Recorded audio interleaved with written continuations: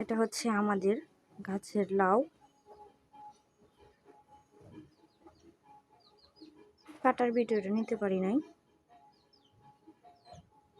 Fridge থেকে বের করে আগে থেকে ভিজিয়ে রাখছিলাম। আমার লাউটাও কেটে নেওয়া হয়ে গেছে, সাথে শাক ভাজি করবো। শাকটা কিন্তু আমাদের ক্ষেতের। চুলার মধ্যে কড়াইটা বসাই দিছি, এখন কড়াইটা গরম হয়ে গেছে, তেলটা ঢেলে দিচ্ছি।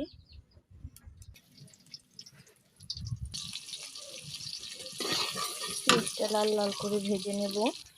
এর মধ্যে কিছু কাঁচা জিরে দিয়ে দিব। আমার পেঁয়াজটা কিন্তু ভাজা হয়ে গেছে। হালকা একটু পানি, একে একে সব মশলাগুলো দিয়ে দিব। মশলাটা কিন্তু কষিয়ে নেব। মশলাটা যত কষাবেন তত মশলা মজা লাগবে। যখন দেখবেন তেল তেল ভাব হয়ে আসছে মশলা থেকে,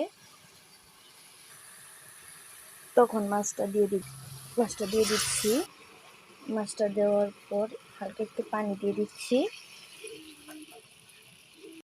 এখন দিয়ে দিতেছি, লাউটা দিয়ে দিচ্ছি। এখন ভালোভাবে একটু নেড়ে দিব, মশলাটা যেন মিশে। তারপর এখন ঢাকনা দিয়ে ঢেকে দিব। ঢাকনা দিয়ে ঢেকে দিচ্ছি, ঢাকনাটা খুলছি। দেখেন কষানো কিন্তু হচ্ছে। তরকারিটা আবার ঢাকা দিয়ে দিব 2 থেকে 3 মিনিট। 2 থেকে 3 মিনিট কষানো শেষ। লাউটা বেশি গলে গেলে ভালো লাগে না। এখন ঝোল দিয়ে দিব। এখন ঝোল দিয়ে দিয়েছি। এখন মাছটা দিয়ে দিব। মাছের মাথা যেহেতু, সেজন্য আগে দিয়ে দিচ্ছি।